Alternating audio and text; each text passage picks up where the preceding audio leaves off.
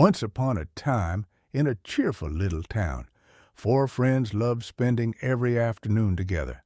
Their names were Emma, Noah, Lily, and Jack. They were all different. Emma loved reading. Noah was full of energy. Lily enjoyed painting, and Jack liked building things. But they had one thing in common. They loved to play in Emma's big backyard. The backyard was no ordinary yard. It was wide, green, and full of hidden corners. There was a tall oak tree that stretched to the sky, a sandbox shaped like a boat, and a wooden shed that looked like a tiny house. For the four friends, it was a magical land where every day could turn into an adventure. One sunny morning, Emma gathered her friends and said, "Today, let's build something together, something amazing." "What should we build?" asked Noah, jumping up and down with excitement. "A castle," shouted Jack, "a castle with towers. And we can paint it with all the colors I have," said Lily, her eyes sparkling. Emma clapped her hands. "Yes, a castle where we can all play. Let's make it the best castle in the world." So the friends began their big project. Jack brought old boxes, wooden planks, and ropes from the shed. Noah carried buckets of sand and piled them high like towers. Lily opened her paint set and mixed bright colors. Emma wrote down ideas on her notebook, making sure everyone's voice was heard. At first, everything was fun. They laughed, sang silly songs, and imagined themselves as kings, queens, and knights. But soon, building a castle was not so easy. The boxes fell over, the sand tower collapsed, and Lily accidentally spilled red paint on Noah's shoes. "This is impossible," Noah shouted. "The castle will never stand." Emma frowned. "Don't give up. We just need to work together." Jack shook his head. "But my tower keeps falling." Lily sighed. "And the colors don't look right." For a moment, everyone sat silently.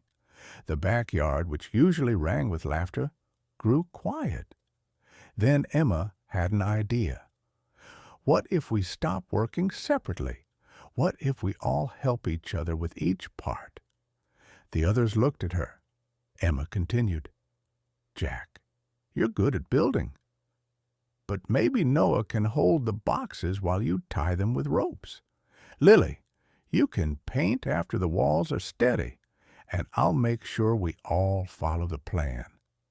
"That might work," Jack said slowly. "It will work," Noah shouted, ready to try again. So they began once more. This time, they didn't rush. Noah held the boxes while Jack tied them tightly. Lily painted only after the walls were secure. Emma reminded everyone of the steps and cheered them on.